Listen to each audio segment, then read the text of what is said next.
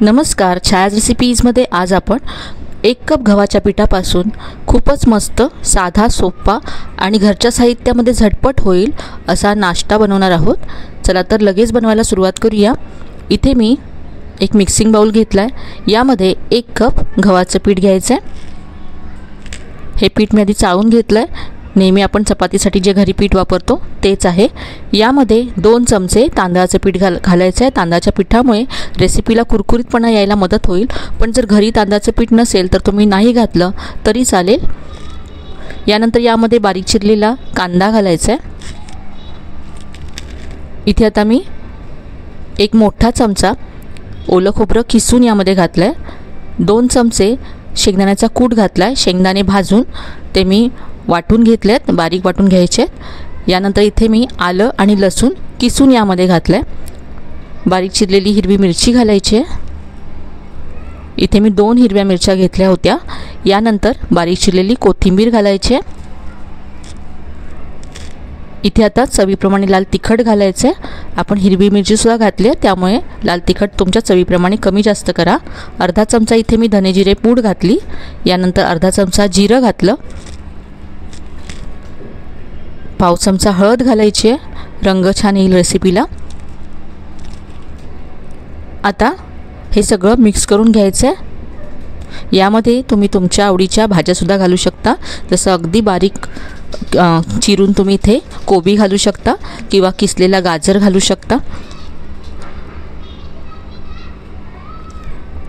इथे मी आज फक्त कांदा घातला आणि आपण किसून जे खोबरं घातलं त्याबरोबरच शेंगदाण्याचा कूट घातला, त्यामुळे या रेसिपीला खूप छान चव येते।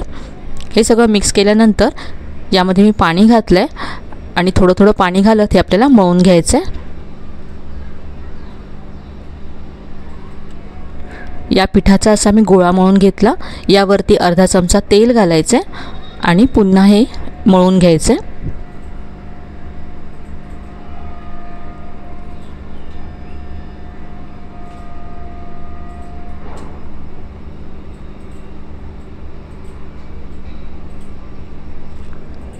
आता या पिठाचा एक गोळा मी घेतला आहे। याचा आता आपण पराठा बनवूया।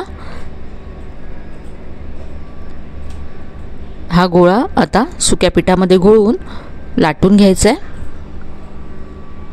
नेहमीच्या चपातीपेक्षा थोडासा जाड असा हा पराठा लाटून घ्यायचा।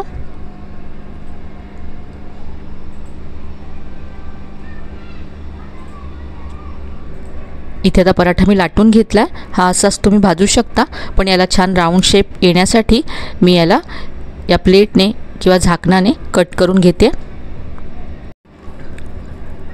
इथे मी फक्त गव्हाचं पीठ वापरलं आणि 2 चमचे तांदळाचं पीठ घातलं कुरकुरीतपणासाठी, पण तुम्ही यामध्ये 2 चमचे बेसन सुद्धा घालू शकता। बेसनामुळे सुद्धा या पराठ्याला खूप छान चव येते। पराठा इथे असा लाटून तयार आहे। आता आपण हा भाजून घेऊया। इथे मी तवा गॅसवरती गरम करत ठेवला होता।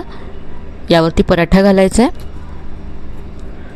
सुरुवातीला तेल तूप असं काहीही मी लावलेलं नाही आहे। आधी हा पराठा असाच आपण भाजून घेऊया। एका बाजूने भाजल्यानंतर उलटून घ्यायचा आहे आणि आता दुसऱ्या बाजूने सुद्धा हा पराठा मी भाजून घेते।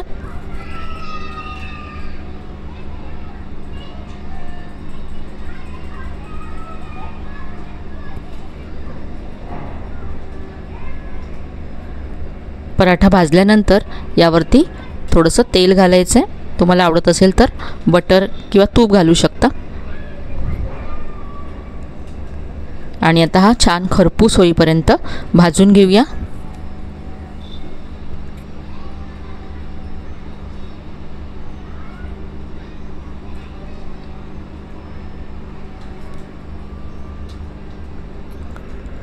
तर हा गरमागरम पराठा तुम्ही लोणच्याबरोबर सर्व करू शकता, दह्याबरोबर सर्व करू शकता।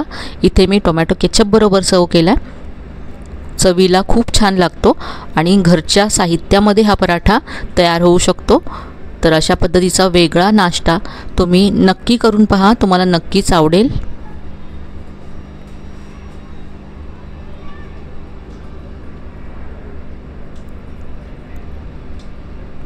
अगदी मस्त असा हा पराठा तयार झाला आहे।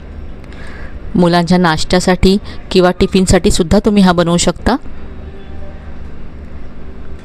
घरच्या साहित्यामध्ये झटपट होणारी मस्त अशी रेसिपी आहे। आजची रेसिपी तुम्हाला नक्कीच आवडली असेल। रेसिपी कशी वाटली कमेंटमध्ये कळवायला विसरू नका। रेसिपी आवडली असेल तर व्हिडिओला लाईक करा, शेअर करा। चॅनलला अजून सबस्क्राईब केलं नसेल तर नक्की सबस्क्राईब करा। चला तर मग पुन्हा भेटूया अशा छान छान रेसिपीसह। तोपर्यंत धन्यवाद।